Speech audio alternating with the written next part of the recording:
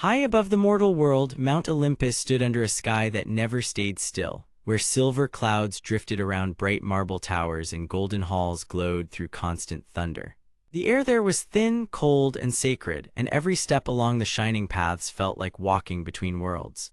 Below those heights, the mortal world moved with sun, rain, and wind, while far beneath it, the underrealm waited in still shadows and deep silence.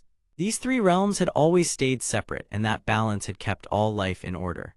But now a forbidden frost was spreading through the stone bridges and sky roads between them, and if the frozen seal reached every path, Olympus would lose its voice, the mortal world would lose its sky, and the underrealm would lose its gates. Zeus, king of the gods and master of thunder, saw the danger first because he felt every crack in the heavens like a wound in his own hand. He was a strong man with bright white hair, a tall frame, and eyes like storm light, and he wanted to keep Olympus under his rule because he believed only his power could hold the realms together. Yet this crisis was larger than pride, larger than fear, and larger than any single god. The frost was not natural, and that truth made the danger far worse because if some hidden force could freeze the paths between worlds, then the very laws of heaven could collapse. Zeus knew he would need help even if he hated that fact. He stood on the highest terrace where the wind twisted around his blue and gold robe, and he watched a thin line of ice crawl across the air itself, inching toward the main bridge that linked Olympus to the mortal world. One wrong hour and the bridge would close forever. One more night and no prayer, no storm, and no gatekeeper would be able to cross between the realms again. Zeus gathered the gods in the Hall of Lightning, a wide chamber of polished stone where the ceiling opened to the sky and thunder rolled like a warning drum. Hera came first, queen of the gods, a woman with long black hair, a calm face, and a sharp gaze that never missed weakness. She wanted order, respect, and a world where power had rules, and she mattered because she could speak with the force of law when Zeus only spoke with force. Then came Athena, a woman with brown hair tied back, clear eyes, and armor that shone like a blade under moonlight. She wanted wisdom to guide action, and she mattered because she could see traps before others walked into them. Hades arrived last from the lower gate, a man with dark black hair, a pale cloak, and a quiet voice that carried deep weight. He wanted the underrealm left in peace, because every disturbance in the upper world always reached his domain in the end, and he mattered because the sealed paths would trap his realm in cold darkness if no one acted. Zeus called them together and told them the truth. The frost was moving through the realm roads by design, not by accident. It was locking every passage to build a prison of silence around the three worlds. Hera believed the answer was to seal Olympus tighter. Hades believed the underrealm should be left out of the fight. Athena believed the frost had a pattern and that someone had learned how the old gates worked. Zeus rejected their caution at first because he still wanted to act alone, but then a lesser messenger god rushed into the hall with frozen wings and shaking hands. He reported that one sky bridge had already gone white and still, and that mortal prayers were fading in places where the frost had touched the clouds. That was the turning point. Zeus could no longer pretend this was only a palace problem. The balance of every realm was already breaking, so he gave a hard order. The rival gods would unite, whether they liked it or not, and they would find the source of the forbidden frost before the heavens fell silent forever. They followed the frozen trail through the upper clouds where lightning flashed behind sheets of cold mist and the air itself seemed to harden around them. Athena studied the pattern of the frost and found that it spread in circles, not lines, which meant it was gathering power from one hidden place. Hades sensed a pressure rising from below as if the underrealm were breathing against a locked door. Hera noticed something even worse. The frost did not simply block the paths, it was feeding on conflict. Every argument among the gods made it grow faster, as if the curse itself wanted division. That revelation changed the hunt because the enemy was not only sealing roads, but also turning the gods against one another. Zeus tried to deny that warning, and his pride almost ruined the search. He wanted to break the frost with a single bolt and prove that his strength was enough. But when he hurled thunder into the sealed sky, the strike shattered against the ice and only made the cold brighter. The frost around the cloud rings above Mount Olympus then cracked open, and a colossal shape shifted inside the storm. It was a celestial dragon, vast as a mountain range, with bright scale plates that glimmered like frozen stars and wings hidden inside the storm clouds. It had been sleeping in the cloud rings for ages, guarded by the old balance of the realms, but the forbidden frost had awakened it early and twisted its nature. This dragon did not rage from hunger or hate. It fought because the frost had trapped its ancient instinct and pushed it into a panic, and if it spread its storm fully, the clouds around Olympus would shatter into endless ice. Zeus understood at last that the dragon was not the true enemy. It was the final test and also the final danger. To restore balance, the gods would have to face the creature, calm its storm, and break the frost at its source. If they failed, the mortal world would lose its sky, the underrealm would lose its gates, and Olympus would become a frozen throne with no living voice. The battle began when the celestial dragon rose from the cloud rings and struck the sky open with a roar that shook every temple on Olympus. Wind exploded in all directions, thunder split across the marble steps, and the cold frost rushed behind the creature like a living chain. Zeus led the charge, but this time he did not fight alone. Hera held the storm lines steady with waves of golden command, forcing the wind to bend instead of break. Athena directed each move with calm speed, calling out where the dragon would turn before it moved. Hades opened a shadow gate beneath the storm, not to attack, but to pull the frost away from the lower roots so the underrealm would not freeze shut. Zeus saw the pattern at last. The dragon was not the source of the frost. It was the key, because the frost was wrapped around its heart like a seal. Someone had hidden a deeper force inside the cloud rings, and that force was using the dragon as a living lock. Zeus then made a choice that changed everything. Instead of trying to dominate the creature, he stepped into the storm and spoke to it in the language of thunder, not with anger, but with command and promise. He told the dragon that Olympus would not chain it again and that the realms would be protected, not ruled by fear. The dragon slowed, confused by a voice that did not challenge it. Then Athena found the hidden truth inside the frost. The seal had been placed there long ago by an unseen hand that feared the three realms would grow too close and disturb the old order. That secret hand had wanted silence because silence meant control. Zeus felt the full meaning of the revelation hit him. The danger was not only the dragon and not only the frost. It was the old habit of divine rulers who believed balance could be preserved by locking everyone apart. That belief had created this crisis, and Zeus had almost repeated it himself. So Zeus did the one thing no king of thunder had done before. He lowered his power instead of raising it. He gathered the storm into a single bright ring above his hands, then split that power into 3 parts, sending one to Hera for order, one to Athena for wisdom, and one to Hades for safe passage below. Together, the 3 gods formed a new circle around the dragon, and their united force weakened the forbidden frost enough for the seal to crack. The celestial dragon let out one final cry, not of rage, but of release, and its massive form folded into the clouds as the ice chains shattered and fell away like broken glass. The sky above Mount Olympus opened wide again, and the paths between the realms began to glow with life.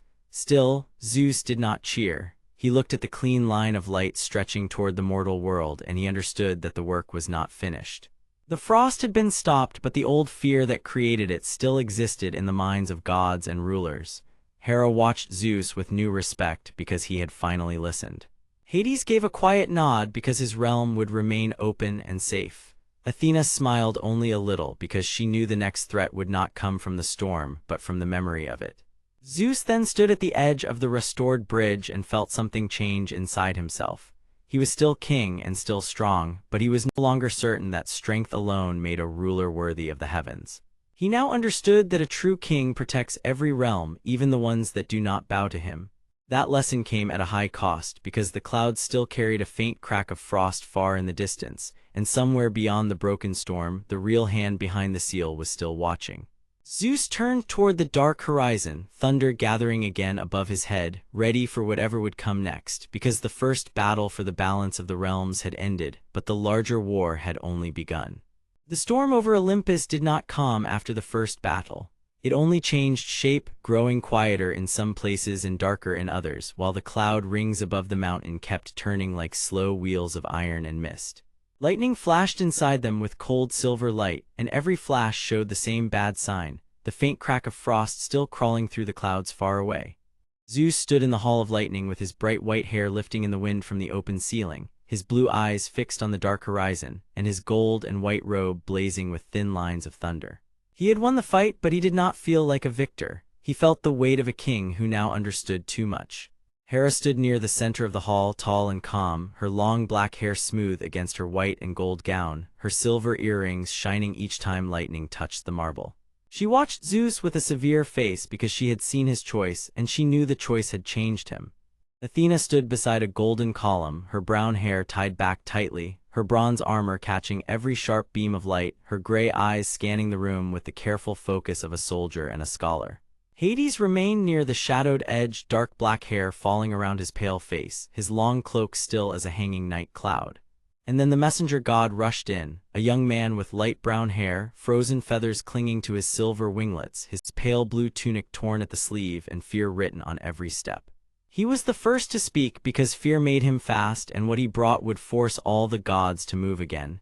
He said the frost had returned at the outer bridges, and it was not spreading like weather, it was spreading like a decision. The curse was aiming for the roads between realms, the gates, and every place where one world could touch another. If the frost reached the main paths, trade would stop, messages would fail, and small realms that depended on Olympus for protection would be cut off and left to freeze alone. Zeus understood the danger at once. This was not only an attack on his mountain, it was an attack on the promise he had just made. Hera folded her hands and spoke with quiet strength, saying that someone wanted the gods to panic and strike first, because panic always made kings easy to guide. Athena added that the pattern of the frost matched the old rules of divine binding, which meant the curse was not random. It had a mind behind it. Hades lifted his gaze and spoke in a low voice that made the hall feel colder, saying that the mind was still nearby, watching through the storm, waiting to see which god would make the first mistake. Zeus looked from one face to another, and the truth settled on him like a heavy crown. His enemy did not simply want to destroy bridges. His enemy wanted to make the gods abandon the weaker realms, so those realms would blame Olympus, and then war would begin across all the heavens. That enemy did not care about pride or honor. That enemy wanted control through fear, and the frost was only the tool. The messenger god bowed his head and admitted that he had also seen something else while flying back. Deep within the outer cloud rings, there had been a shape far too large to be a cloud and far too alive to be stone. It had moved once, slowly, with a light that looked like stars trapped under ice. Athena stiffened first because she already knew the old stories. She said the celestial dragon was real, a guardian creature tied to the deepest storm layers, and it nested inside the cloud rings where ordinary eyes could not easily look. If the dragon had awakened, then something had disturbed its rest, and if the frost had reached it, then the enemy had found a way to use the dragon or frighten it into attack. Hera turned her face toward Zeus and said the next step mattered more than the last battle. If he rushed out with anger, he could drive the dragon deeper into fear. If he hesitated too long, the frost would spread past the gates. Zeus listened, and for once he did not answer at once. He thought about the realms below. He thought about places that had never bowed to him and still deserved protection. He thought about the cost of being a true king. Then he gave a simple order. Athena would study the frost pattern and trace its source. Hera would keep the courts calm and make sure no realm heard false rumors before the truth was ready. Hades would watch the shadow roots beneath the clouds where hidden paths could be used by whoever had planted the curse. The messenger god would fly warnings to every border gate that still held, and Zeus himself would go to the cloud rings. He would face the dragon not as a conqueror but as a protector. The hall grew silent after that because everyone understood the risk. The cloud rings were not just high in the sky. They were a place where storms could eat sound, where lightning could blind, and where one wrong step could send a god spinning through endless air. Still, Zeus left the hall without fear showing on his face. His posture remained straight, stern, and commanding, but inside him something had changed. He was not chasing glory now, he was chasing balance. The path to the cloud rings opened through a storm gate above Olympus, and as Zeus rose through the air, thunder forming around his shoulders, the world below shrank into shining marble and gold. The clouds became thicker with each step, turning from gray to black to a deep silver haze that swallowed distance. Athena watched him go from the hall doorway, then lowered her eyes to a sheet of frost on the stone floor, where tiny crystal lines had formed a hidden pattern.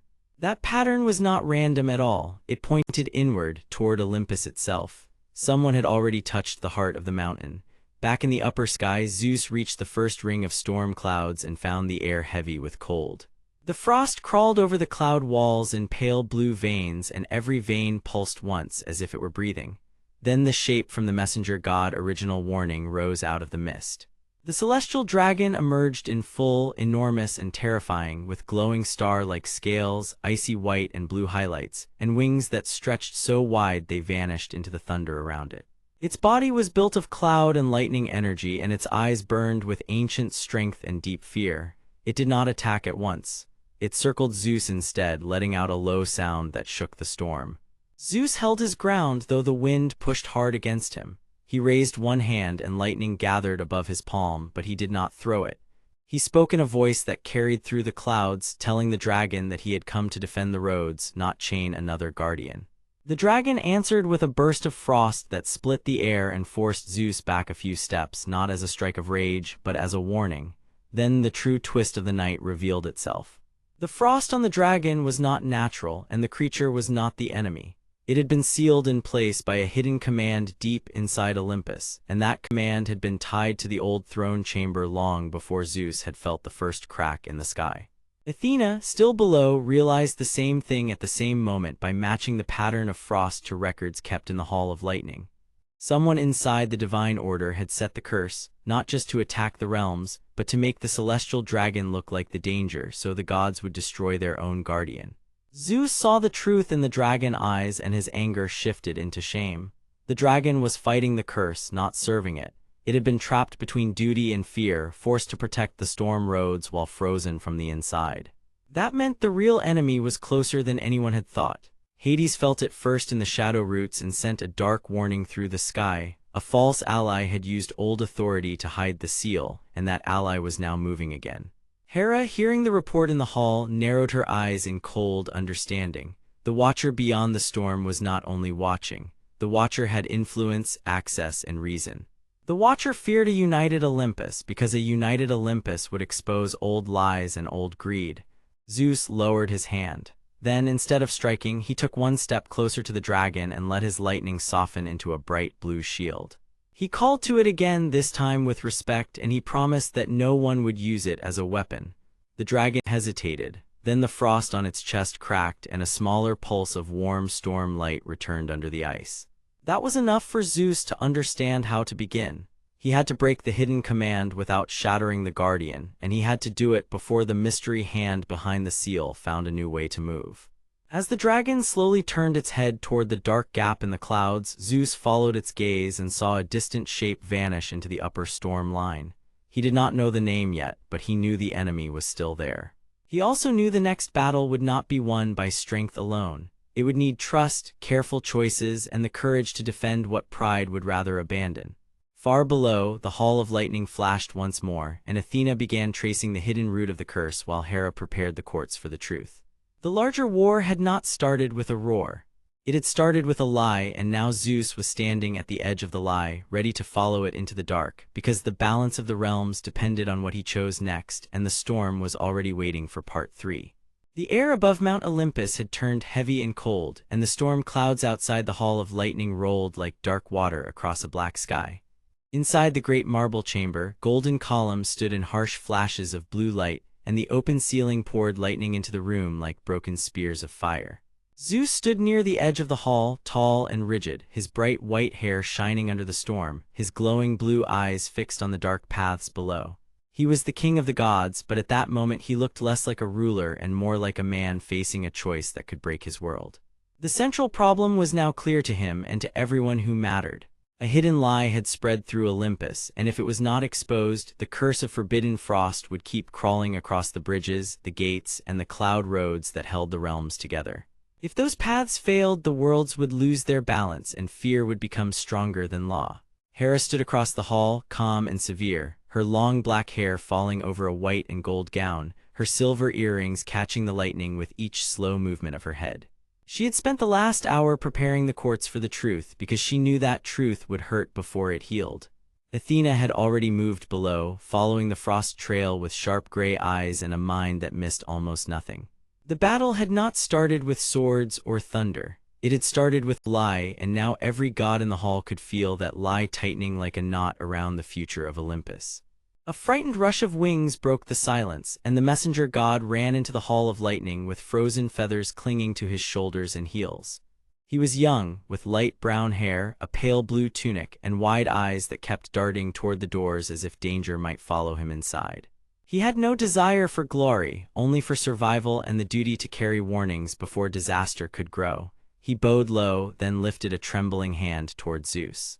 "My lord," he said, his voice tight with fear, "the cloud roads near the outer rings are freezing faster than before, and the frost is not stopping at the gates." Zeus turned at once, and for a moment the hall seemed smaller, as if the storm itself leaned closer to listen. The messenger god explained that the frost was not normal ice. It spread in pale blue crystal lines, glowing faintly with unnatural cold, and each line weakened the stone and cloud beneath it. Hera closed her eyes for one brief moment, then opened them with a harder look. She already knew the curse was being guided, not born by accident. She had seen too much in the courts to trust sudden trouble. Athena had told her the frost moved with purpose, always turning away from ordinary defenses and heading toward places of old secret power. That meant someone understood the realm roots and wanted them broken in a very specific order. Zeus understood the threat at once. The curse did not need to destroy Olympus all at once. It only had to cut the right paths and isolate the right places until panic did the rest.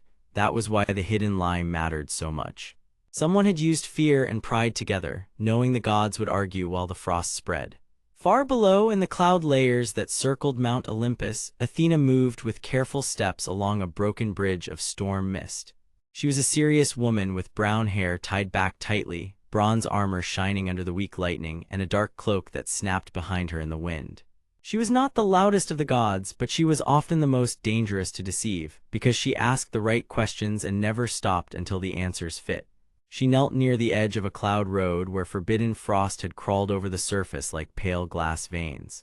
The cold shimmered against her armor, and she studied the pattern with a focused stare. The frost had a rhythm. It touched one point, then leaped to another, leaving gaps on purpose. Athena traced those gaps with one finger, and her eyes narrowed as the shape became clear. The curse was following the old nesting roots of the celestial dragon, moving through the hidden storm rings above Olympus.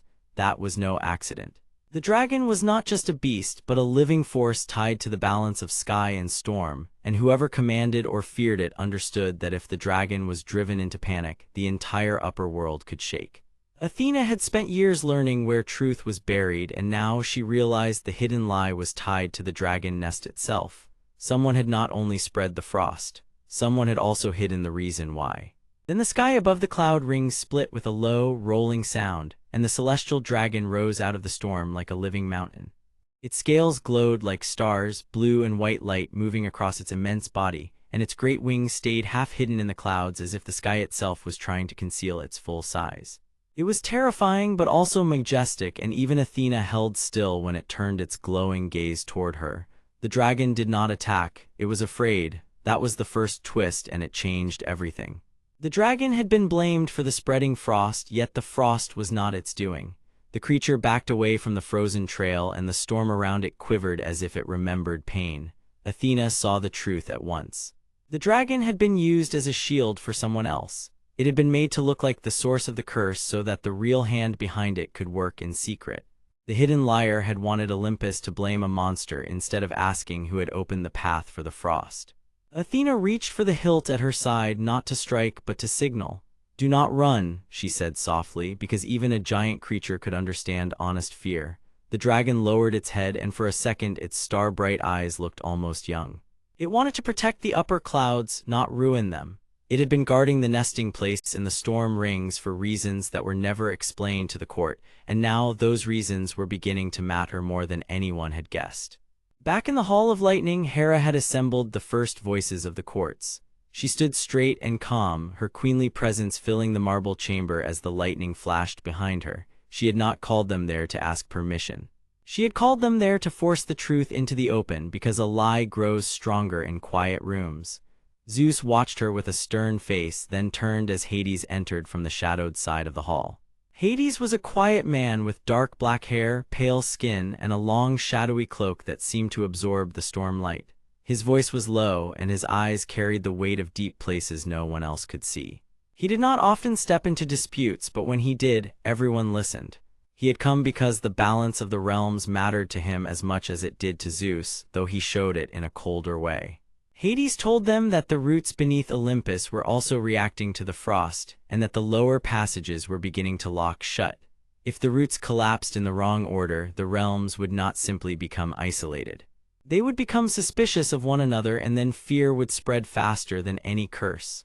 Hera nodded once because this matched what she had feared. The lie was never only about one path or one beast. It was a larger plan to make every realm think another realm was to blame. That kind of fear could start a war without a single true attack. Zeus listened in silence, and the stern storm in his face deepened, because now the shape of the enemy was becoming clearer. Someone wanted the gods divided, and they wanted the divide to feel natural. The messenger god returned with another report, even more shaken than before. He had seen a figure moving through the edge of the cloud rings, using the frost as cover, and he had heard the same name spoken by frightened guards in the outer halls. That name was Vance. He was one of the older court attendants, a man with silver hair, a polished robe, and a smile that had always seemed too smooth to be trusted. He had spent years around the gates, the records, and the storm routes, always asking careful questions that made him look useful and harmless. Zeus had never liked him, but pride had often made Zeus ignore quiet warning signs from lesser voices. Now the truth snapped into place. Vance had not been acting alone. He had used the courts to spread doubt, then used the fear of the celestial dragon to hide the real purpose of the frost. He had wanted the dragon blamed so the courts would seal the nesting roots, which would trap the storm paths in broken patterns. If those patterns broke fully, the outer realms would lose their safe crossings, and the gods would be forced into conflict over shrinking power and control. The motive was simple, and that made it worse. Vance believed order only came through fear, and he believed he could rule the fear after everyone else had been weakened by it. Zeus looked toward Hera, then toward Athena below, then toward Hades in the shadows, and for the first time in a long time he stopped trying to be the only one who could carry the weight. He understood that pride had blinded him before because he had wanted to solve everything alone. That pride had given the lie room to grow. Now he would not make that mistake again. At the edge of the hall, the storm sky flashed brighter, and a cold wave ran through the marble floor as if the curse itself had heard its name. Athena's voice came through the celestial link of the courts, calm but urgent, and she said that the dragon was not the enemy but the key. The frost trail led not just to the nesting place but to a hidden chamber inside the cloud rings where something had been sealed long ago. Zeus felt the meaning strike him hard. The lie may have begun because Vance feared that sealed thing would expose his own theft or his own bargain, or both. Hera turned her head toward Zeus, and in her severe face there was no softness, only trust earned through struggle. "You must go," she said, "not as a ruler who demands obedience, but as the one who chooses truth." Zeus closed his hand, and the lightning in the hall answered him with a low growl. He was still stern, still powerful, still the storm itself, but now there was something different inside his eyes. He was beginning to understand that strength without trust becomes a cage. He took one slow step forward, then another, ready to follow the curse into the dark cloud rings above Olympus, where the dragon waited, where Athena had found the trail, and where the first real answer to the lie was still hidden. Behind him, the Hall of Lightning glowed in hard white flashes, and ahead of him, the storm opened like a door that had been waiting for his choice. The war had not yet fully broken loose, but it was now close enough to touch, and the next moment would decide whether Olympus stood together or fell apart. Zeus lifted his chin and moved toward the storm, while the others prepared to follow, and the secret in the cloud rings held its breath for part 4. Zeus stepped into the storm with his shoulders squared and his bright white hair flashing in the wind, while the Hall of Lightning burned behind him in sharp white bursts. The marble floor trembled under his feet, and the open ceiling above him showed a sky that was no longer calm, but alive with rolling thunder. Hera stood a few steps back, her long black hair moving like a dark ribbon over her white and gold gown, her calm face hiding deep worry. Athena, with brown hair tied back and bronze armor shining under the lightning, watched the storm with the careful eyes of a warrior who trusted facts more than fear. Hades, quiet and pale beneath his shadowy cloak, said nothing at all, but his dark black hair and cold stare made it clear that he had seen secrets even worse than this one. And beside them, the messenger god rushed forward with frozen feathers clinging to his small silver wings, his light brown hair wet with mist, his frightened face telling everyone that something terrible had already begun. The problem was now simple to say, even if it was hard to fix. Forbidden frost was spreading across the cloud paths of Olympus, and if it reached the inner realms, it would seal off the roads between the gods and trap them in isolation. That would leave Olympus weak, divided, and easy to break. Zeus knew this, and he also knew something else. Someone inside the court had helped the frost spread, and if he chose the wrong person to trust, the whole mountain could fall into chaos. The storm opened wider as Zeus moved forward, and the others followed him onto the cloud path of Olympus, where pale blue cracks of frost had already started to crawl over the layered clouds. The path was meant to carry gods between the outer rings and the inner halls, but now it felt thin and fragile, like a bridge made of breath and lightning. The messenger god pointed ahead with a shaking hand and whispered that he had seen the frost appear after Vance passed through the outer gates. Vance was a court attendant with silver hair, a polished dark robe, and a smooth smile that never reached his eyes. He served the hall with perfect manners, and that was exactly why he mattered. He knew where every seal was kept, where every guard changed posts, and which words could make the worried more afraid. He had claimed that the celestial dragon hidden in the cloud rings was a threat that should be locked away forever, because he said no one could predict what a creature of storm and starlight might do when the realms were under pressure. But Athena had already noticed the flaw in that story. If Vance truly wanted only safety, then why had he also led Frost toward the hidden routes that connected the chamber to the wider sky? Hera did not speak yet, but her sharp silence told Zeus that she was weighing every side of the lie. Hades walked last, his cloak dragging shadow across the cloud road, and he said in a low voice that fear was often the easiest tool for a clever liar. Zeus heard him, and he did not answer because the storm ahead had already begun to answer for itself. Deep in the clouds, something huge shifted, and the glow of the hidden chamber flickered through the mist like a trapped heartbeat. When they reached the outer ring of the cloud walls, the hidden chamber revealed itself in a flash of lightning mist. Ancient sky wards lined the sealed door, and each ward shimmered with a weak, tired glow, as if they had been held shut for far too long. The chamber had not been built as a prison in the simple way Vance claimed. Athena traced the marks on the stone and realized the truth first. The chamber was a shelter, not a cage. Long ago, the gods had sealed it to protect the celestial dragon during a violent storm cycle that had nearly torn the sky apart. The dragon was not a mindless beast, but a guardian creature formed from cloud and lightning energy, with star-like scales and immense wings hidden in the storm. It had been placed here because its power was too great to roam freely during periods of unrest, and because the old gods feared that greedy hands might use it as a weapon. That was the real reason the chamber mattered. If the seal failed, the dragon would awaken under fear and pain, and if the seal stayed shut forever, the guardian would slowly weaken and the balance of the skies would suffer. Zeus felt the weight of that truth at once because it changed the whole shape of the crisis. The frost was not only blocking roads, it was attacking the old wards, and it had been guided there by someone who wanted the chamber opened or destroyed for a reason far more personal than safety. Vance stepped out of the mist then, calm as ever, his silver hair shining under the lightning. He told them that he had tried to warn the court, but no one listened. He said the dragon could break free and ruin Olympus, and that the only wise choice was to let the frost finish the seal so the danger would remain buried. His voice sounded gentle, but his eyes were hungry, and Zeus finally understood the shape of the trick. Vance did not want peace. He wanted control. If the dragon stayed hidden, he could keep everyone afraid. If the dragon was destroyed, he could claim he had saved Olympus. Either way, he would be praised, and the truth would never stand in his way. Athena moved first because she never waited when a lie had already been exposed. She stepped between Zeus and Vance, bronze armor catching the lightning, and she said that the chamber seal had been designed to protect both the dragon and Olympus. Hades added that the frost could not have spread by accident because its pattern followed the old ward lines with careful purpose. Hera then lifted her chin, and her queenly voice cut through the storm like a bell.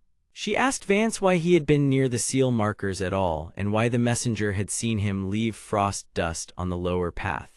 For the first time, Vance lost part of his calm smile. He answered by raising both hands and saying that everyone around him was too blind and too proud to see the coming disaster. He claimed that gods always hid their mistakes, and that he alone had the courage to stop the dragon before it could become a weapon in the wrong hands.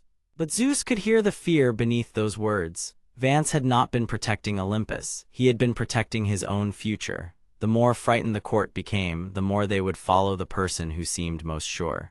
That was his real motive, and it was ugly in its simplicity. He wanted power without earning trust. Before Zeus could speak, the chamber door shuddered. A crack of frost broke across one ancient ward, and from inside came a deep, living sound, part thunder and part cry, as if the celestial dragon had heard its name after a long silence. The storm around them suddenly answered with a violent flash, and the whole cloud ring shook as if something enormous had just turned in its sleep. Zeus felt the choice settle on his shoulders at last. If he forced the chamber open, he might face a guardian too wild to control. If he held back, Vance could keep spreading fear and let the frost finish the seal. He looked to Hera, to Athena, to Hades, and to the messenger god, and he saw the same hard truth in their faces. No one could solve this by hiding anymore. Yet just as Zeus raised his hand to break the frost line and reach the chamber seal, a second presence moved inside the storm, and the shadow it cast was far larger than Vance had promised. The hidden chamber was no longer the only thing waking up, and the next moment would decide whether the truth could still be saved. The Hall of Lightning still trembled under the open storm sky, and every gold column threw long shadows across the polished floor. Cold air moved in thin waves from the broken frost line, and the cloud roads beyond the chamber glowed with pale blue cracks. Zeus stood at the front with his bright white hair lifting in the wind, his glowing blue eyes fixed on the storm. Hera stood beside him in her white and gold gown, calm and severe, while Athena waited with her bronze armor bright under the lightning. Hades kept close in his dark cloak, silent and watchful, and the messenger god hovered behind them with frozen feathers on his silver wings. All of them could feel the same truth now. The hidden chamber was not the whole danger. Something else was waking up, and if they hesitated now, Olympus could lose control of the entire storm. Zeus lowered his hand only a little, then looked toward the shaking cloud rings above the outer wall. The second presence inside the storm pressed down like a huge hidden weight, and it moved with old anger and old pain. That was when Vance stepped out from the edge of the lightning mist, his silver hair smooth, his dark robe still neat, and his calm smile far too steady for a man standing so close to disaster. He had always served in the courts of Olympus with quiet manners and soft words, and that was why so few had noticed him. He wanted power, but not the loud kind that came from open war. He wanted control over the seals, the wards, and the hidden paths between the realms.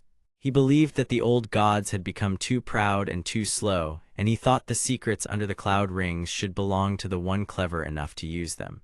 Now he lifted both hands and spoke as if he were still the one in charge. He said the frost was not a mistake, but a key, and the chamber was not a prison, but a lock on something that should have been found long ago. The messenger god stared at him in shock, because Vance had been the one person he had trusted to bring warning, not danger. Athena narrowed her eyes at once, because the shape of the spell matched every false path she had already traced. Hera did not move, but her face grew colder, because she understood that Vance had used the fear of a hidden threat to push everyone toward the chamber. Hades remained still, but his shadow deepened, because he could feel the storm around the outer rings answering Vance with a heavy, dangerous pulse. Then the cloud path of Olympus cracked again, and the forbidden frost raced farther along its surface like living glass.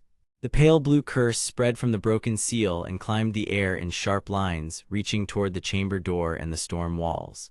Zeus stepped forward at once, and his body filled with lightning light as he raised one hand to hold back the frost. He did not strike first, because now he understood that a reckless blow could open the way for the hidden force behind the storm.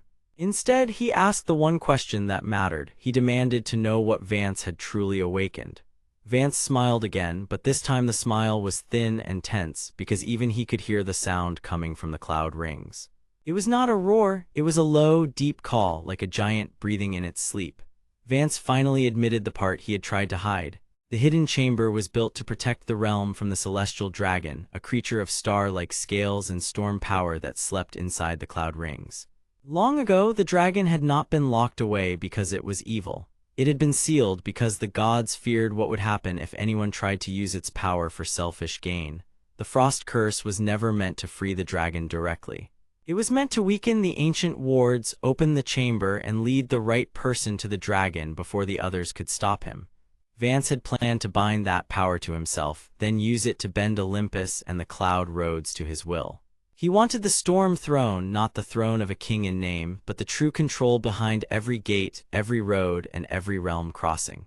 That truth hit harder than any lightning strike. Hera turned sharply toward Zeus, and in her severe voice she ordered him to think before the storm answered. Athena moved closer to the broken seal, her eyes fast and exact, and she saw the next part of the trap hidden in plain sight. The frost was not only spreading outward, it was forming a path. The cracks curved toward the hidden chamber, then bent upward toward the cloud rings, as if some hidden force was guiding the cold from inside. Hades finally spoke in a low, measured voice, and he said the chamber was only one lock in a larger chain. If it opened the wrong way, the chain would pull on the dragon, the storm wards, and the realm gates at once. The messenger god, still frightened, told them he had seen Vance near the outer rings long before the first frost appeared. He had thought Vance was checking supply routes and message paths, but now he understood the real reason. Vance had been mapping the weak points of the cloud roads for weeks. He had used his quiet role to move between the halls, learn the patrol cycles, and prepare for this moment when everyone would be looking at the wrong door. Zeus listened, and for the first time since the storm began, he did not rush forward with anger. He saw the full shape of the danger, and he saw his own mistake too. He had trusted the lightning in the sky, but not the quiet hands in the hall. He had thought the strongest enemy would arrive with force, yet Vance had come with patience, lies, and careful planning. That was the real twist, and it changed everything. Vance was not simply trying to steal power from Olympus. He had been building a path to wake the celestial dragon while making the gods believe the threat was only the frost. He had wanted them divided, busy, and late. But now the lie was broken, and the second presence in the storm grew louder because it had finally been noticed. Far above them, the cloud rings shifted in a wide circle, and a shape moved behind the storm veil, too large to be hidden for long. Its glowing star-like scales flashed once through the dark, and the entire chamber felt that glance like a warning. The celestial dragon was awake enough to hear them now. Whether it would rise as a guardian or a disaster depended on what happened next. Athena stepped to Zeus and told him the only clear path. They could not break the chamber seal by force because that would shatter the chain and free the wrong power at the wrong time.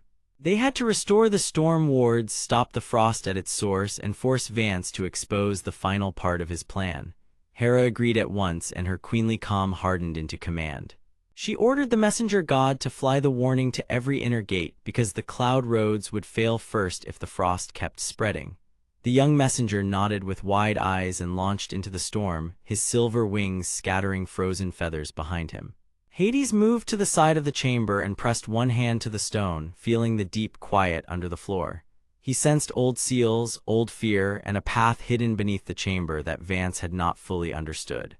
Then Zeus turned to Vance, and his stern face lit with rising lightning. He told Vance that greed had brought him to the edge of ruin, but it would not make him the master of Olympus. Vance did not answer with fear. He answered with a sudden, sharp gesture, and the frost exploded across the floor in a bright wave. For one breathless moment, the hall of lightning vanished under cold light, the columns blurred in the glare, and the broken seal shuddered like a heart about to split. Then the storm above roared back, and the hidden chamber answered from deep inside the cloud rings. The second presence pushed against the wards with a force so heavy that even Vance lost his calm smile.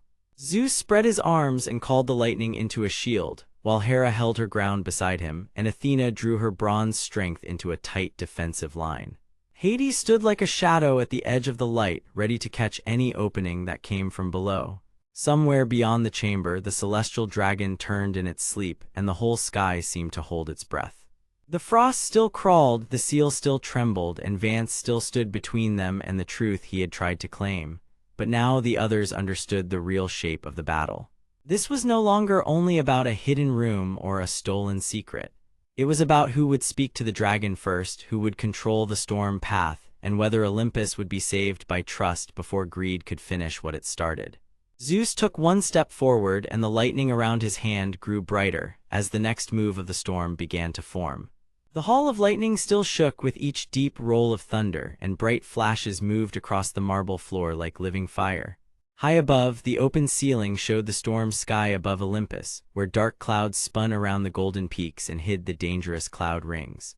The cold from the forbidden frost had already reached the lower paths, and pale blue cracks glowed along the cloud path of Olympus like warning lines drawn by a patient enemy. Zeus stood at the center of the hall, tall and stern, with bright white hair and glowing blue eyes locked on Vance. Hera stood near him, calm but severe, with long black hair falling over her white and gold gown. Athena watched from the side in polished bronze armor, her brown hair tied back, her sharp gray eyes moving over every detail. Hades remained farther back in his dark cloak, quiet and still, while the messenger god hovered near the doorway, his light brown hair damp with fear and silver wings frozen at the edges. All of them now understood the same hard truth. If the wrong voice reached the celestial dragon first, Olympus could lose its storm path, lose its hidden balance, and sink into endless cold under Vance's never-trusted smile. Vance kept his hands open and his face smooth, as if he still believed he could talk his way out of the storm. He had silver hair, a polished dark robe with storm patterns, and the calm smile of a man who liked to hide hunger behind respect. He had not come here only to steal a secret.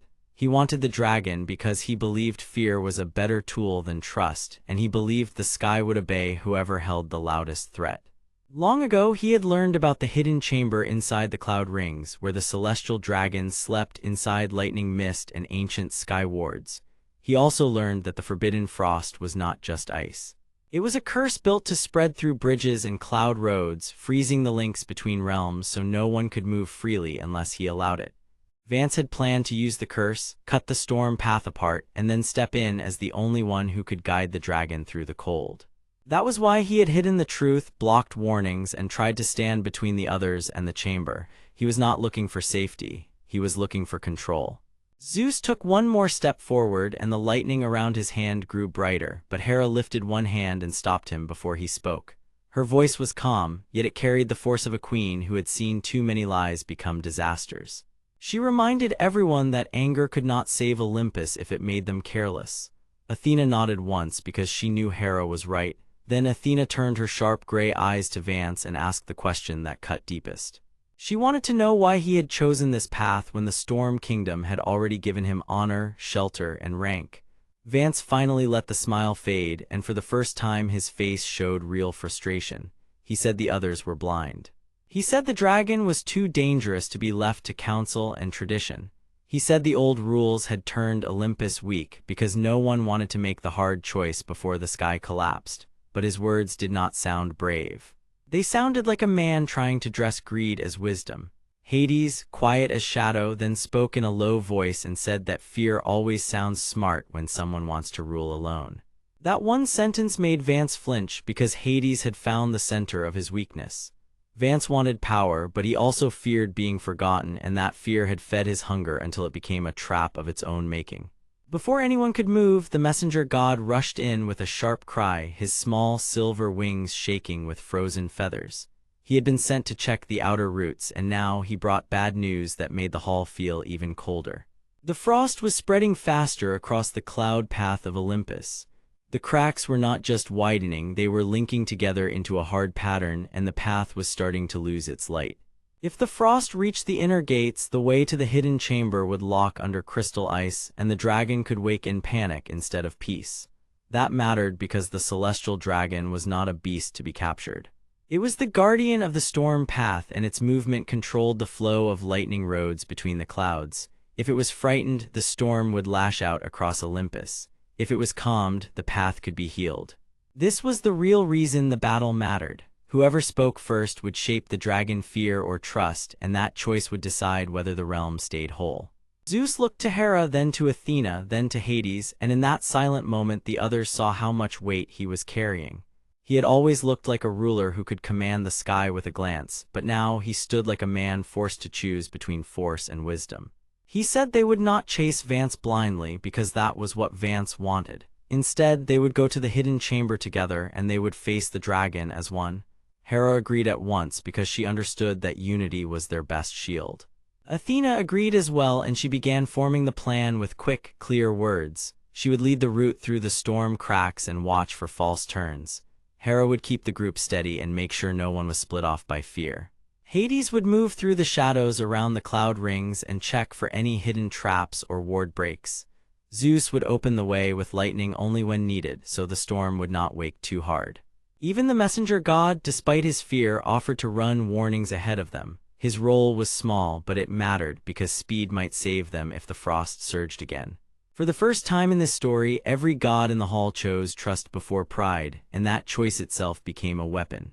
Vance watched them form the plan, and his calm smile returned, but now it looked thinner and more dangerous. He realized he was losing control of the room, so he made one last move. He said the dragon would never listen to a council that could not even agree on a path. Then he reached into his robe and pulled out a small shard of pale blue crystal, a piece of the forbidden frost that hummed with cold power. With a sharp flick of his wrist, he threw it at the nearest column, and the cold burst outward in a wave. Frost raced along the marble floor and climbed the base of the golden pillars. The hall dimmed as the temperature dropped, and the storm light above flickered hard enough to throw giant shadows across every face. For a brief second, chaos seemed close enough to win, but Athena moved first. She slammed her bronze shield against the floor and broke the spread long enough for Zeus to strike the crystal wave with a line of lightning. The frost shattered into glowing mist, and the hall filled with steam and sparks. Hades used the cover to step behind Vance, cutting off his retreat without a sound. Hera raised her hand, and her voice rang out like a command bell, telling Vance that his tricks were finished. Vance froze for a heartbeat, and in that heartbeat the others saw the real man beneath the smooth face. He was not a giant of destiny. He was a frightened person who had chosen control over honesty. That was the story hidden inside all his lies. Then the stone floor beneath the hall gave a deep tremor, and every eye lifted at once. From far beyond the ceiling, a sound rolled down through the clouds, low and huge and alive. The celestial dragon had noticed the fight. Its presence pressed against the storm sky, and the whole hall of lightning seemed to hold its breath. Zeus lowered his hand, not from fear but from respect, because he understood that a rushed first meeting could turn wonder into disaster. Athena motioned to the others to stay calm. Hera straightened her gown and lifted her chin, ready to face whatever came next. Hades turned his shadowed gaze toward the open ceiling, reading the storm like a map. The messenger god backed toward the door, ready to run the moment he was needed. Vance, trapped and shaken, looked toward the ceiling with a face full of panic because he had built all his plans around being first, and now he might be too late to matter at all. Above them, the cloud rings flashed with silver lightning, and the hidden chamber waited somewhere inside the storm mist, still sealed, still dangerous, and still holding the answer that could save Olympus or break it forever. Zeus took a slow breath, and the light around his hand steadied into a clear, bright glow. He was no longer reacting to Vance. He was choosing the path himself. Then he stepped toward the storm gate with Hera at his side, while the others moved to follow, and the next moment of the storm began to open like a door they could not see but all had to face together. Yet even as they moved, the dragon gave one long, distant cry, and that sound carried a warning that made every heart in the hall tighten at once, because something inside the hidden chamber had just awakened as well. The hall of lightning still shook with cold wind and sharp thunder, and the open ceiling showed a sky split by restless storm light. Golden columns stood in a bright line around the room, but pale frost had begun to crawl across the marble floor, and that made the great hall feel smaller and far less safe. Zeus walked at the front with his bright white hair lifting in the wind, his blue eyes steady, and his gold and white robe glowing with thin lightning patterns. Hera stayed close beside him, calm and severe, her long black hair falling over her white and gold gown, while Athena moved behind them with her brown hair tied back and her bronze armor ready for any sudden clash. Hades followed in silence, his dark black hair and shadowy cloak making him seem like a moving piece of night, and the messenger god rushed near the back with his light brown hair damp from storm mist, his small silver wings trembling with fear. They all understood the same terrible truth now, because the hidden chamber had awakened, the forbidden frost was spreading again, and if they failed here, the cloud roads of Olympus could freeze, split, and trap every realm above and below. Zeus did not look back at Vance anymore, because that choice had already been made in his heart. Vance stood near the edge of the hall in his polished dark robe, his silver hair neat, his smooth face calm, and his soft smile still trying to hide the greed under it. He had spent too long speaking in careful words, trying to make Zeus doubt himself, trying to make the others think that control was the same thing as safety. Now his plan was showing its true shape. He wanted the power sealed inside the hidden chamber, because he believed the celestial dragon could be forced into obedience, and he believed the storm gates could be used to lock Olympus under his rule. He was not brave and he was not loyal, he was patient, and that made him dangerous. Hera saw it clearly, and Athena saw it too, because wisdom notices the same lie from different angles. Zeus felt the anger of that truth, but he did not let it lead him now. The storm had already taught him enough. He stepped toward the opening in the wind, and the others followed because they now trusted the choice in his eyes more than the fear in Vance's voice. That was the first real change in him. He was no longer moving because someone pushed him. He was moving because he understood that leadership meant taking the first step when the sky itself seemed ready to break. The storm gate formed ahead of them as a tall, shifting doorway made of moving cloud and bright lightning veins, and the air around it hummed with a deep, strong force. Beyond it lay the cloud path of Olympus, a high road of layered cloud that stretched into the outer rings, and now pale blue cracks of forbidden frost ran along its surface like veins of cold light. The messenger god swallowed hard and spoke in a thin voice that still carried fear. He said that the last time the chamber opened, the storm wards had almost failed, and the dragon had cried out because it could feel the curse waking under the clouds. Athena answered him with a firm nod because she wanted the truth spoken plainly.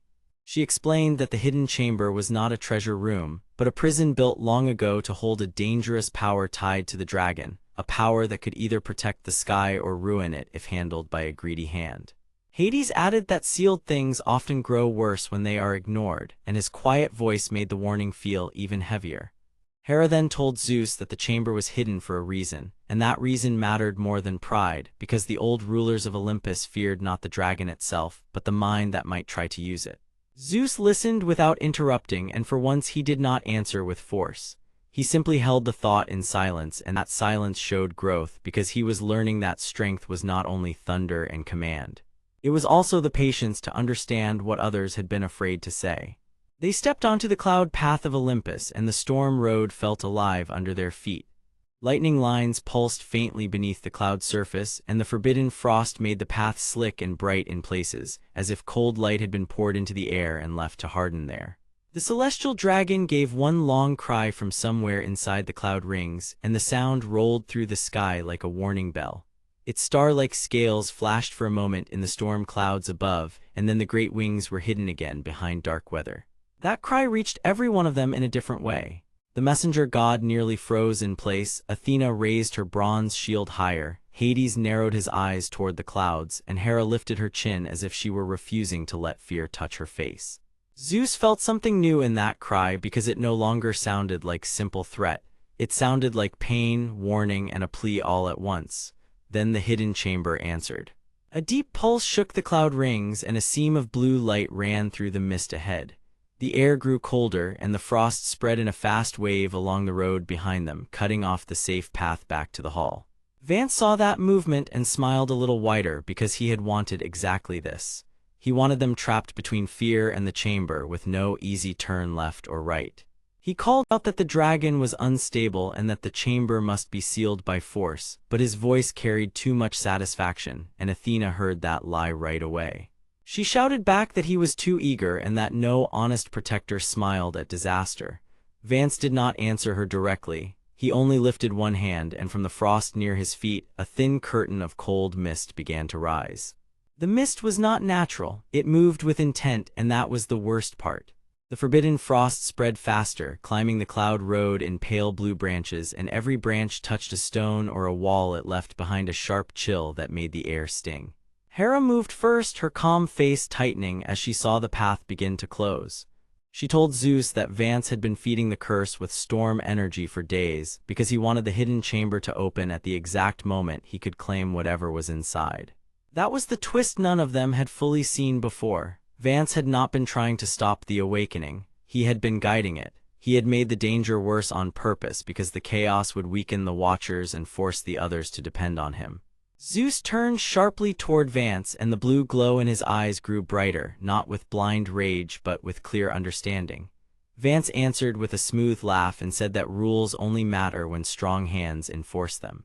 He then admitted in the same soft voice that the dragon was never meant to stay free, because its power belonged to the throne of Olympus, and he would be the one to take it.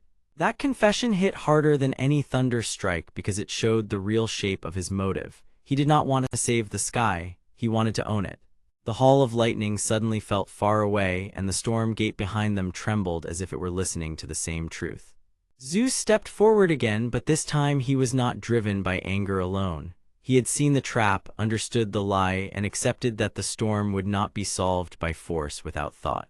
Hera moved beside him, one hand lifted as if guiding an unseen line in the air, and Athena took the other side with a warrior focus that made her look almost carved from bronze and resolve. Hades lifted his dark cloak slightly, and shadows gathered at his feet like quiet shields. The messenger god hovered near the rear with shaking wings, but even his fear had changed into purpose because he now knew that his message mattered. He pointed toward the seam of blue light ahead and said that the chamber was opening from the inside, which meant something inside it had answered the dragon cry. The ground of the cloud road shivered and a ring of ice cracked outward, but the crack stopped just before reaching Zeus. He raised his hand and lightning gathered there in a clean white line, then spread into the storm veins under the path. The cloud road answered him. It did not obey him like a servant, but it supported him like an ally. That mattered. It showed that Zeus was no longer trying to dominate the storm. He was learning how to move with it. Across the path, Vance backed toward the rising frost, his calm smile starting to fail for the first time because he had expected division and panic, not unity. The chamber light grew stronger, the dragon cried again, and the sealed door of the hidden chamber began to open wider, just enough for them to see a deep glow within. Whatever had awakened in there was now awake for all of them, and the next step would decide whether Olympus was saved, changed, or broken open forever. The Hall of Lightning shook under a sky of rolling storm clouds, and bright flashes kept pouring through the open ceiling like spears of white fire. Zeus stood at the front in his gold and white robe, his bright white hair lifted by the wind, his glowing blue eyes fixed on the narrow opening of the hidden chamber. Beside him, Hera held herself tall and calm, her long black hair falling over her white and gold gown, while Athena stood ready in bronze armor, her brown hair tied back and her sharp gray eyes scanning every crack of frost. Hades waited in silence, dark black hair falling near his pale face, his shadowy cloak barely moving, and the messenger god hovered close behind with his light brown hair trembling in the cold, his small silver wings shaking as frozen feathers clung to them. Across the cloud path of Olympus, Vance stood near the spreading forbidden frost, his silver hair shining under the storm light, his dark robe neat as ever, and his smooth face now strained by the first true fear he had shown. He had expected the gods to blame each other. He had expected Hera to distrust Zeus, Zeus to rush ahead, Athena to question every move, and Hades to stay apart. Instead, they stood together. That single fact made his plan begin to fail, because his greed depended on division, and unity was the one thing he had not prepared for. The deep glow inside the hidden chamber brightened again, and the sound that came from within was not a roar but a low cry of pain and warning. Athena stepped forward first because she always wanted the truth before the fight. She spoke in a clear voice and told the others that the frost was not normal ice, but a curse built to spread through sacred paths and weaken the old wards of Olympus. She had studied the ancient sky records for years, and she knew the forbidden frost did not simply freeze stone and cloud. It fed on doubt, fear, and broken trust. That was why Vance had been smiling so calmly before. He had never needed brute force. He had only needed the gods to turn on each other long enough for the curse to reach the chamber. Hera looked at Vance with a cold, steady gaze and said that he had been feeding secrets to the wrong ears for a long time. Vance lifted his hands in false innocence and said he only wanted the truth to come out, but his eyes moved toward the open chamber again and again. Zeus heard that lie for what it was because the storm in his chest told him the same thing. Vance did not want truth, he wanted control. He wanted whatever power slept inside the chamber to give him a place above the gods where no one could question him again. Then the messenger god landed hard on the cloud road, his face pale and frightened, and he finally explained why he had run through the frost in such panic. He had seen Vance inside the outer rings days earlier, speaking to the curse as if it could answer him. He had also seen the first signs of the hidden chamber opening before anyone else did, and he had fled to warn Olympus because he feared that the dragon inside was not simply a beast, but a guardian bound to the chamber by ancient sky law. That was the twist that changed the whole meaning of the night. The chamber was not sealed to hide a monster. It was sealed to keep the dragon from waking too early because its power was tied to the storms above Olympus, and if the wrong hand tried to take it, the whole cloud structure around Mount Olympus could collapse into chaos. Zeus stared at the glow and finally understood why the old wards had been built so carefully. Long ago, the gods had hidden a living key inside the chamber, and that key was the celestial dragon. It watched over the cloud rings and kept the storm road stable, but it could only stay calm while the seals remained intact. Vance had learned enough of that old truth to try and force the chamber open, believing he could command the dragon through the frost and claim the storm power for himself. But now that the chamber had begun to open on its own, even he could not predict what would happen next. The frost suddenly rushed forward in sharp blue cracks, crawling across the cloud path of Olympus toward Zeus and the others like living glass. The messenger god cried out and jumped back, his wings flashing silver as he nearly lost his footing. Zeus raised a hand and called the storm down in a clear ring of light, forcing the frost to slow, while Athena struck the cloud road with the edge of her bronze shield and shattered a line of ice before it could spread farther. Hera stepped beside Zeus and added her own power, not with lightning but with calm command, and her presence steadied the others in a way that made the whole group stronger. Hades finally moved, and when he did, shadows rolled out across the frost lines, not to hide them, but to hold them in place long enough for the others to act. For the first time in this story, the gods did not fight each other for control. They worked as one. Vance saw that and made his move. He thrust both hands toward the chamber door and tried to pull the glow toward himself, hoping to force the ancient seal apart before the gods could stop him. But the chamber answered him with a deep surge of storm light, and the hidden chamber pushed back so hard that Vance was driven several steps away, his careful smile breaking apart at last. The celestial dragon cried again from within, louder now, and the sound made the whole hall of lightning tremble. Its voice was not cruel. It was warning them, pleading with them, and the truth of that cry reached Zeus more clearly than words ever could. Zeus looked at the others, and in that instant he changed. He had entered the chamber as a ruler who thought strength meant standing alone, but now he saw that strength without trust was only pride. He gave a simple order and everyone understood it at once. Athena would hold the frost lines. Hera would keep the group steady and stop panic from spreading. Hades would bind the shadows around the chamber threshold and keep the opening from tearing wider too fast. The messenger god would carry their warnings along the storm road if the curse spread again. As for Zeus, he stepped straight toward the glowing seam of the hidden chamber, even as Vance tried to block him with a burst of cold light. Their clash was sharp and sudden, a bright hit of storm against frost, and Vance stumbled back with his robe whipped sideways by the force. He did not look cruel now, he looked desperate. He shouted that Olympus had always kept too many secrets, that the gods always chose who could know the truth, and that he was only taking what should have been open from the start. For a brief moment, Zeus almost understood that hunger. Then he saw the greed behind it, because Vance did not want freedom for Olympus. He wanted the power for himself.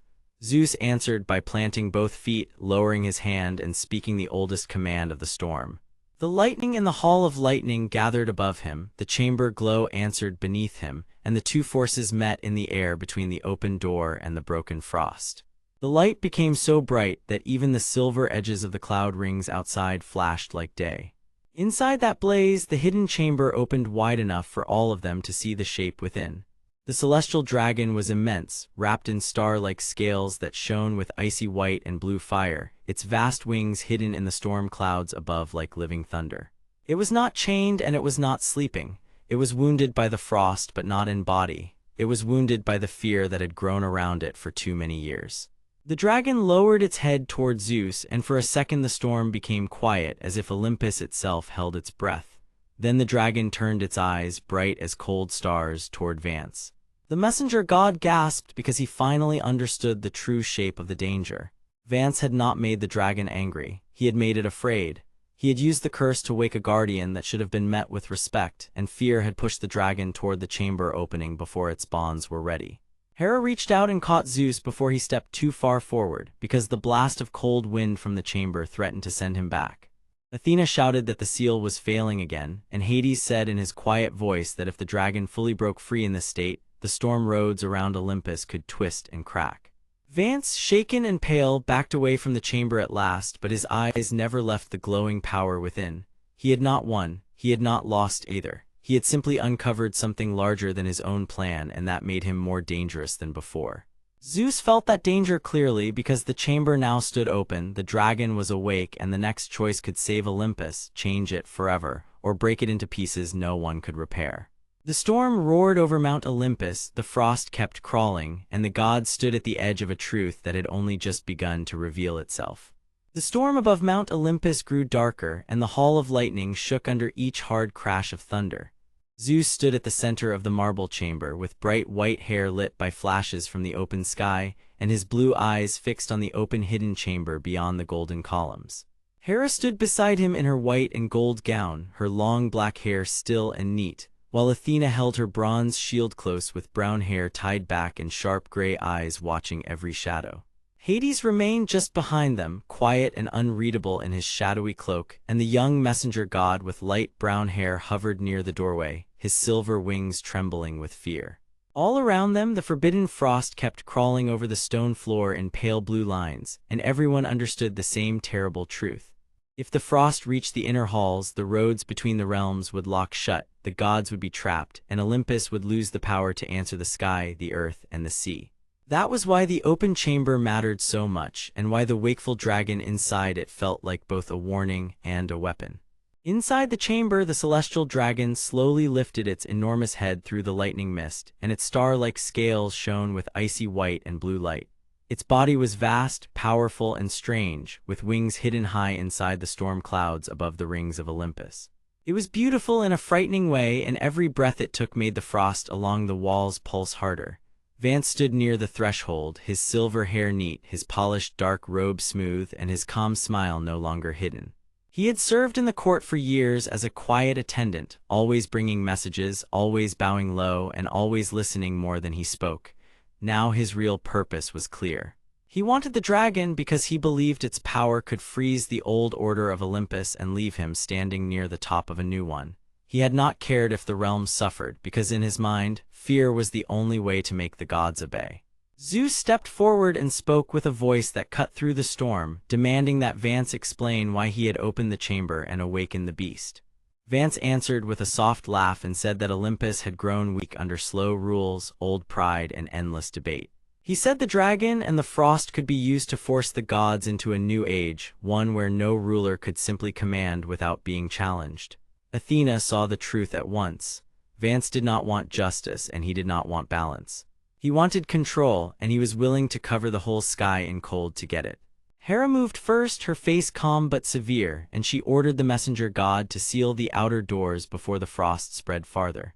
The frightened young man with light brown hair hurried away on his silver wings, nearly slipping on the crystal ice as he left. Athena then stepped beside Zeus and pointed out a detail that everyone else had missed. The frost was not only spreading from the chamber floor. It was moving in lines that matched the old sky wards carved into the cloud walls, as if the chamber had been built to hold back something much older than a beast. Hades looked at the ceiling and then at the dragon, and he said in his low voice that the creature had not simply been trapped here. It had been bound here as a guardian, and the frost was the lock that kept its power from spilling into the world. That was the first true twist, and it changed everything. The dragon was not the enemy they thought it was the prison and the prisoner at the same time. Zeus stared at Vance, and for the first time he understood the full shape of the danger. Vance had not opened the chamber by accident. He had studied the old wards, found the weak places, and used the growing tension in Olympus to hide his work. He had wanted the dragon awake because he believed the guardian power could be bent to his will if fear and cold spread far enough. But the dragon was waking with ancient memory, not blind loyalty, and that meant the whole plan could turn on him in a single moment. The celestial dragon lowered its head and looked at Zeus with eyes that glowed like frozen stars. Then, to the shock of all four gods, it spoke without words, sending meaning into their minds in a rush of cold, clear feeling. The dragon showed them flashes of the past. Long ago, before the current order of Olympus, the sky had split under a war between gods who wanted to rule by wisdom and gods who wanted to rule by force. The dragon had been born from storm and starfire to guard the line between the realms, because if one ruler ever seized all sky power, the roads of Olympus would become chains instead of paths. The forbidden frost was not a random curse. It was a control seal made by old gods who feared that even guardian power could one day be stolen. Vance had found fragments of those old records, and instead of studying them with care, he had twisted their meaning. He believed the seal was proof that the gods must be ruled by fear, because only fear could keep power in check. That belief had made him dangerous because he was not acting like a simple thief. He truly thought he was saving Olympus from weakness, even as he dragged it toward ruin. Zeus felt anger rise in his chest, but he also felt shame, because Vance had exploited a fear that Zeus had never fully faced. The ruler of Olympus had kept too many secrets, and those secrets had given a greedy man space to grow in the dark.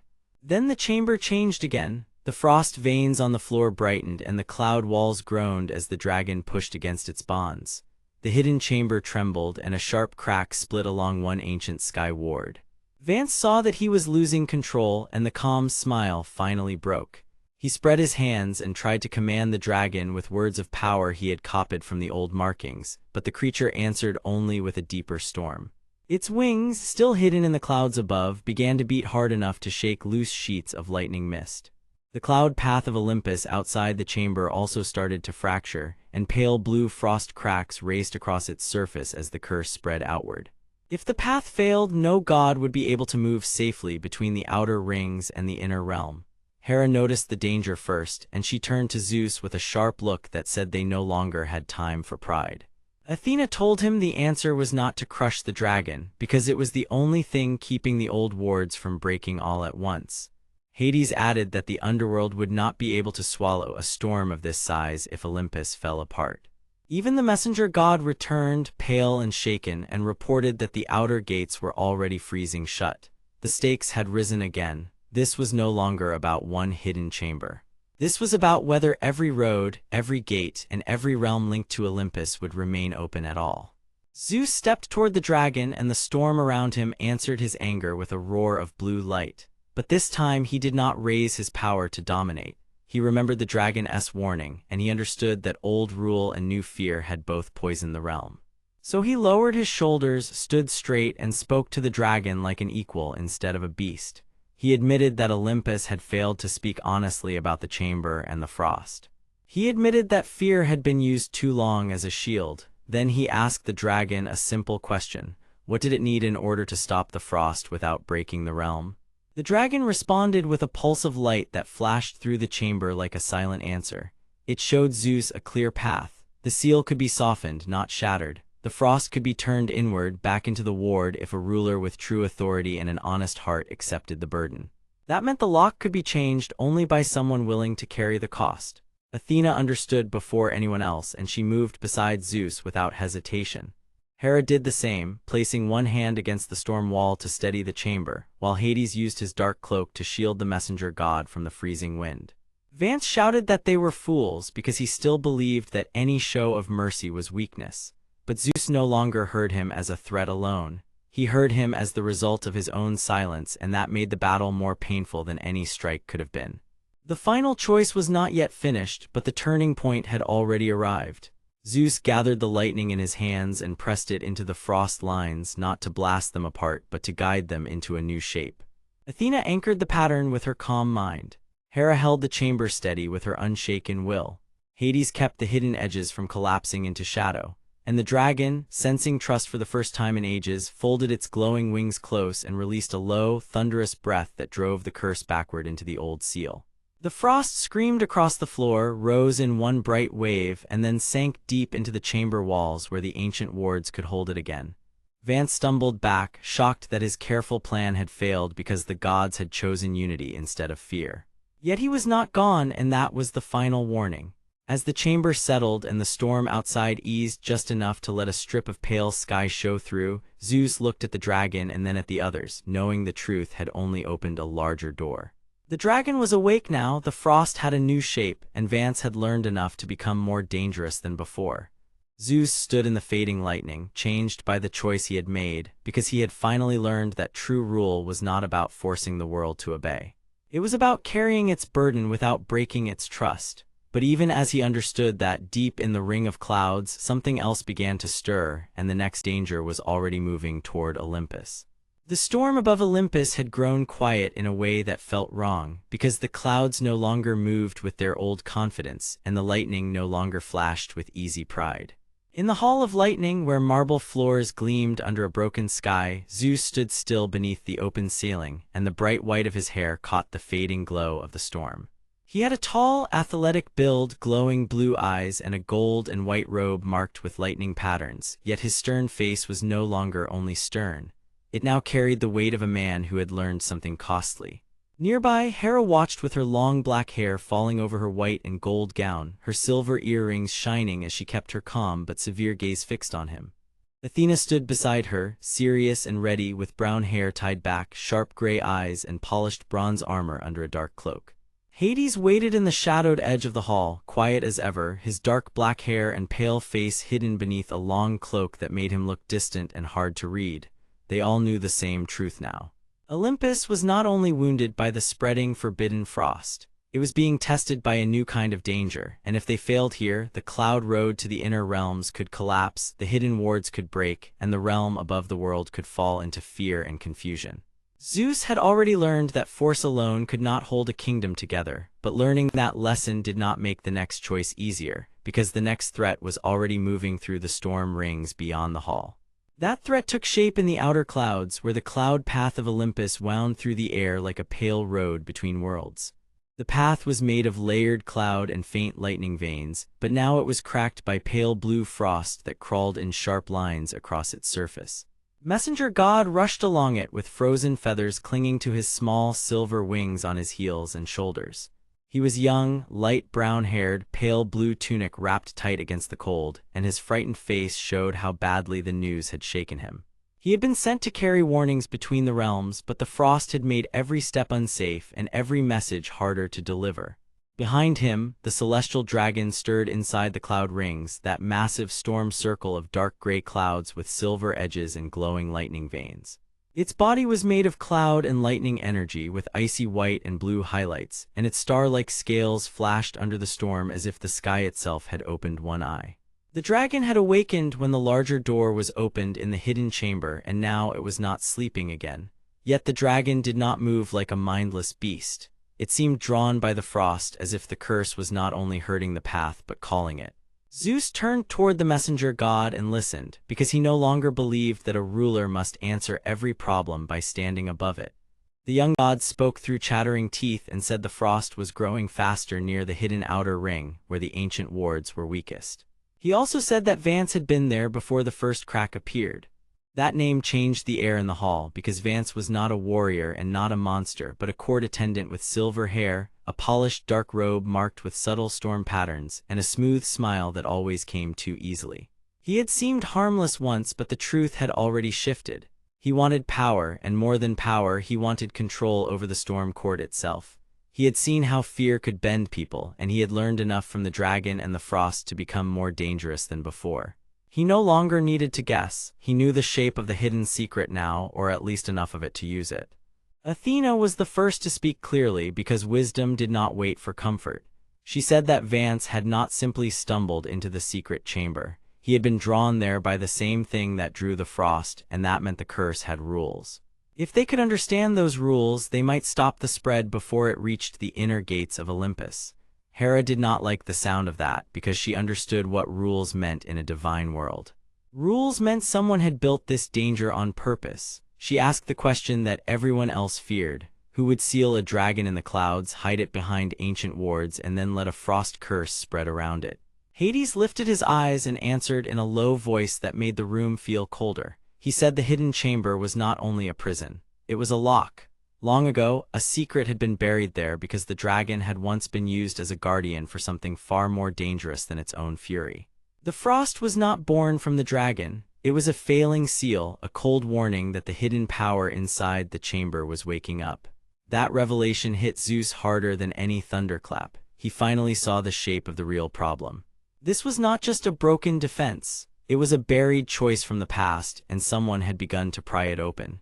Vance had learned enough to understand that opening the larger door did not merely free the dragon. It also exposed the truth inside the chamber, a truth that could give a hungry mind a way to bend the whole storm court. He did not want to rule by honor. He wanted to rule by leverage. That made him dangerous, because a person like that would not stop at one secret once he found it useful. Before Zeus could act, the hall trembled with a hard wave of cold that rolled in from the cloud paths. A messenger burst through the golden columns with frost on his sleeves and panic in his eyes, shouting that the cloud path of Olympus was cracking near the outer ring, and that the way to the hidden chamber was no longer secure. The words sent Athena into motion at once. She ordered guards to seal the side gates, not with force but with formation, because a broken path could not be fixed by panic. Hera moved beside her, calm and severe, and used her authority to steady the attendants who had begun to whisper in fear. Hades stepped forward and opened a deep shadow at the base of the chamber wall, not to attack, but to sense the shape of the hidden chamber beneath the storm.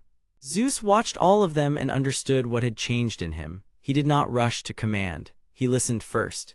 Then he spoke with a voice that carried through the hall, clear and strong, telling every god and guard that Olympus would not be saved by one hand alone. It would be saved by trust, truth, and courage working together. That was the first real sign of his change, and it mattered because the storm itself seemed to answer him. Lightning moved along the open ceiling, not in rage, but in warning. Still, Vance had already chosen his path. From a distant ledge in the cloud rings, he watched the movement below with his calm smile, and his silver hair shone against the dark storm like a blade hidden in moonlight. He did not look afraid, he looked satisfied because the panic spreading through Olympus made his plan easier. If the gods blamed the dragon, he could hide the truth. If they blamed the frost, he could push them toward the wrong lock. And if they blamed Zeus, he could make the people doubt the new mercy their ruler had just found. Then the true twist began to rise, and it came from the hidden chamber itself. As Hades widened the shadow below the storm wall, an old ward appeared for a brief moment, glowing with ancient symbols that no one had seen in ages. Athena read the pattern first, and her face changed at once. She said the chamber had not been built to keep the dragon out. It had been built to keep something else in, something that fed on trust broken inside the storm court. The dragon had been left as the last living seal, not because it was evil, but because it could sense betrayal faster than any god could. The frost was its warning flare, a signal that the seal was failing because someone with greedy intent had been feeding on the chamber from outside. Zeus stared at the symbols and finally understood Vance's real motive. Vance had not opened the larger door by accident. He had done it because he believed the thing inside the hidden chamber could make him untouchable. He wanted the power that came from controlling fear itself, and he was willing to let Olympus crack if it gave him a crown of shadows. Zeus felt anger rise, but he did not let it rule him. He remembered the lesson he had just learned. A true ruler does not simply crush the problem. He carries the weight of the answer. So he made a hard choice. He ordered Hera to protect the hall, Athena to guard the path, and Hades to keep the shadow gate open just long enough to reveal the chamber truth. Then Zeus walked toward the outer cloud road alone, his robe bright against the dark storm, as the dragon's vast shape shifted above him and the frost lines crawled closer to his feet. The storm above Olympus deepened, the hidden chamber began to stir, and Vance stepped out from the ring of clouds with that same careful smile, ready to use the next secret before anyone else could stop him. Zeus met the coming threat with open eyes, but the danger was not finished yet, and the truth inside the chamber was only beginning to wake. The storm above Olympus rolled like a living sea, and the whole mountain seemed to hold its breath. The cloud path of Olympus stretched forward in broken layers, glowing faintly with lightning veins, while pale frost crawled across it like a silent sickness. Zeus stood at the front of that lonely road, tall and bright in his gold and white robe, his white hair whipping in the wind, his blue eyes fixed on the danger ahead. He was not just guarding a path. He was guarding the peace of the realm, and he knew that if the forbidden frost reached the inner halls, it would spread fear through every corner of the sky. Behind him, the storm rings turned above the hidden chamber, and the celestial dragon shifted inside the clouds with a vast, restless force. The dragon was not evil, but it was ancient, proud, and tied to the secret in the chamber. That secret mattered because it could either hold the skies together or tear them apart. Zeus had already seen too many signs that someone wanted to use that secret for selfish gain, and that made the whole mountain feel colder than any winter night. Vance stepped from the ring of clouds with the same careful smile he had worn since the beginning, and that smile made him seem calm only to the careless. He was a man with silver hair, a dark robe marked with storm patterns, and a smooth face that hid every selfish thought behind polite words. He had spent the entire crisis moving quietly through Olympus, asking the right questions, learning the right paths, and waiting for the moment when fear would open a door for him. What Vance wanted was simple and dangerous. He wanted the power sealed inside the hidden chamber because he believed Olympus was weak when ruled by old customs and patient warnings. He thought that if he could claim the chamber's secret, he could force the gods to obey him, and he could finally rise above the others. That greed had become his engine, and it had pushed him to study the forbidden frost as well. He had learned that the frost did not just freeze stone and cloud. It reacted to the old wards around the chamber, and every crack it made could loosen a seal that should never be broken. Vance lifted one hand and the frost answered by racing faster along the road. He did not need to speak loudly because his intent was already clear. He wanted Zeus distracted, the dragon stirred, and the chamber opened before anyone could understand the cost. Zeus moved first, sending a sharp burst of lightning across the cloud road. The light struck the frost and shattered a long strip of ice into drifting blue sparks, but the curse did not stop. It spread in fresh lines from the edges of the broken path, as if it remembered the shape of every step taken on it. Then the messenger god came rushing through the wind, a young man with light brown hair, small silver wings on his heels and shoulders, and a pale blue tunic that was already dusted with ice. His face was pale with fear, but he still forced himself forward because news mattered more than comfort in a crisis like this. He bowed quickly and said that the frost had reached the lower gates of Olympus and that Hera and Athena were on their way with the others. He also said something that made Zeus narrow his eyes. The wards around the hidden chamber were not only shaking, they were speaking. The chamber was waking because something inside it had heard the dragon, and the dragon had heard it first. That was the first real twist, and it changed the whole meaning of the danger. This was not just a leak of cold. It was a response, as if an old seal was being tested from both sides at once. Soon Hera arrived through the storm light, and her presence made the air feel steadier at once. She was a regal woman with long black hair, silver earrings, and a white and gold gown that gave her a queenly strength even while lightning flashed around her. Her calm face did not hide her concern, because she understood better than most that order could fail when pride took over. Athena came beside her, a serious woman with brown hair tied back, sharp gray eyes, and bronze armor under a dark cloak. She carried herself like a soldier and a judge at the same time, always measuring cause and effect before she acted. Hades arrived last, quiet and distant, his black hair falling against pale skin, his shadowy cloak moving like smoke in the wind. He did not waste words, but his presence carried weight because he understood hidden things better than anyone else there. Together they listened while Zeus explained the frost, the chamber, and Vance. Athena looked at the frost lines and quickly said that the curse was being guided, not just spreading on its own. Hera added that the chamber had been sealed long ago for a reason, and that the reason had been kept from most of the court to prevent panic. Hades then revealed the second twist. The hidden chamber was never built to lock away the dragon. It was built to keep the dragon close enough to watch over a source of storm power that could calm Olympus during great disorder, but only if the seal remained intact. If the seal failed, that power would not become free and safe. It would surge through the mountain without control. That truth made Vance even more dangerous because he was not chasing a simple relic. He was trying to seize the heart of Olympus itself. Vance heard enough of the truth to realize the others were no longer confused, and his polite mask slipped for one brief moment.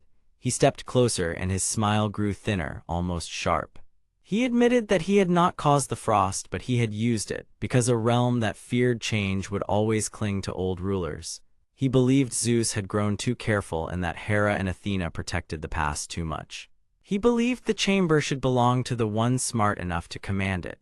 Then he reached into the mist and pulled out a slim silver key, one of the old ward keys stolen from a side hall days earlier.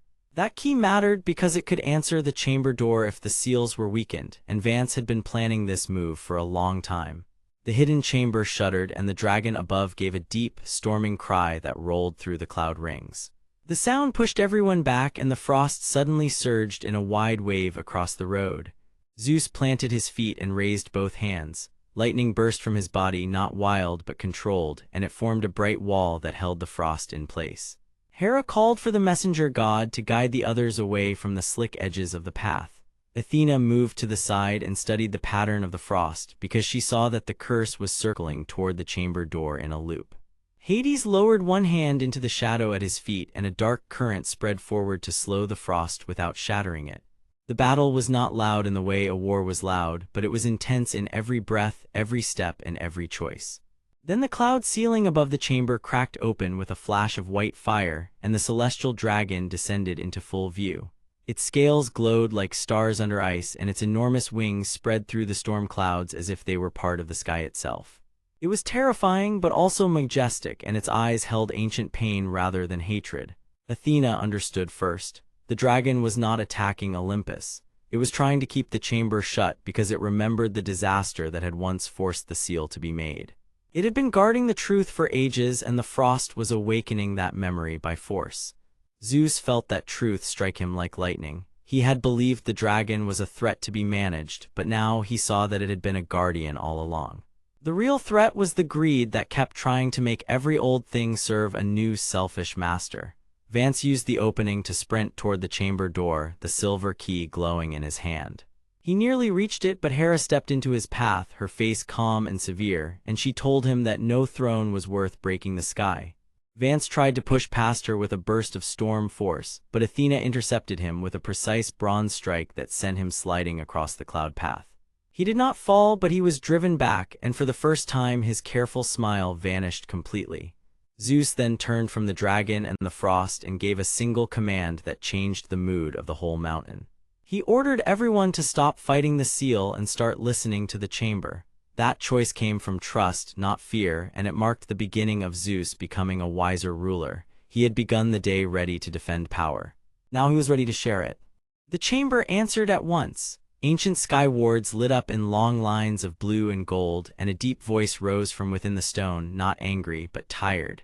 It spoke of an oath made long ago by the first guardians of Olympus. The power inside the chamber was never meant for conquest. It was a reservoir of storm balance, a living source that kept the seasons of the mountain from collapsing into chaos. But it could only stay calm while guarded by a dragon that understood both fury and restraint. The frost curse had not been created by the chamber. It had been built from fear by someone in the outer court long ago, someone who had wanted to weaken the seal and blame the dragon later. That revelation changed everything. The curse was not just spreading now because of the current crisis. It had been waiting beneath the surface for a greedy mind to wake it.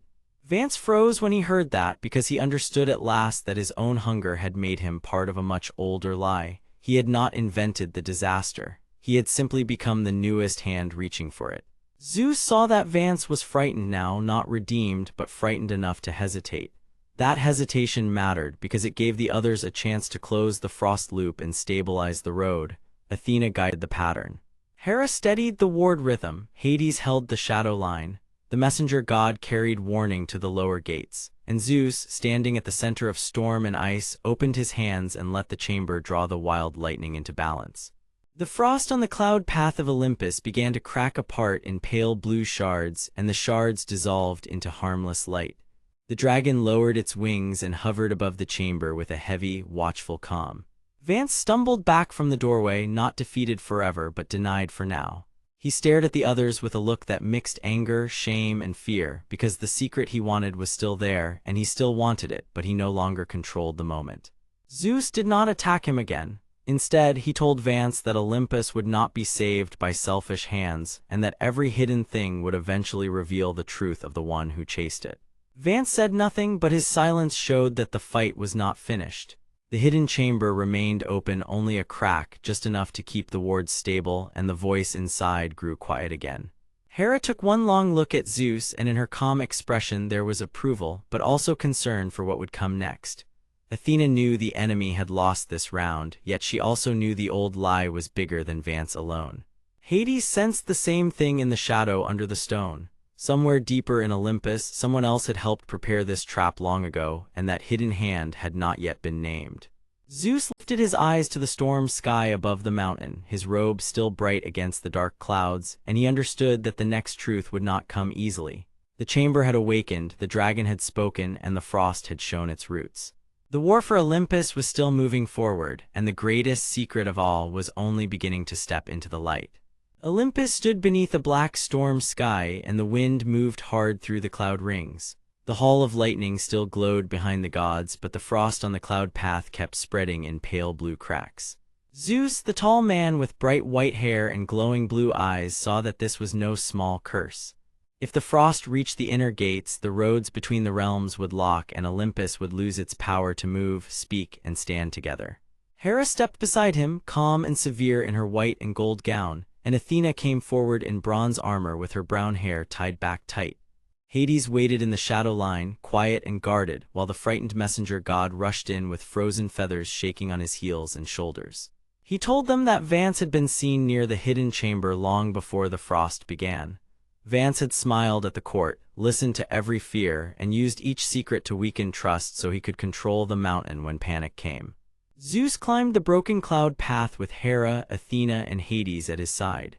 The celestial dragon rose above them in the storm clouds, vast and bright with star-like scales, and its voice rolled through the sky like thunder made of ice. It revealed the hidden truth at last. Vance had helped seal the dragon long ago, not to protect Olympus, but to keep the dragon silent while he studied the frost curse and learned how to spread it. He wanted to make the gods afraid enough to accept his rule. The final clash came at the hidden chamber where lightning mist flashed around ancient sky wards. Vance stood there with his polished dark robe and his smooth, careful smile, but his plan was collapsing. Athena broke the ward circle, Hades cut off his escape with cold shadow, and Hera held the chamber steady with her forceful voice. Zeus faced Vance and demanded the truth, and Vance finally admitted that fear had always been his weapon. Then Zeus chose a stronger answer. He called the storm into his hands, not to destroy, but to clear the frost from the stone and break the curse at its root. The cloud roads opened again, the dragon was freed, and the hidden chamber could no longer hide the lie. Vance was driven back, the court saw his true face, and Zeus stood changed, no longer ruled by anger alone. He now led with trust, and Olympus answered him with thunder and light.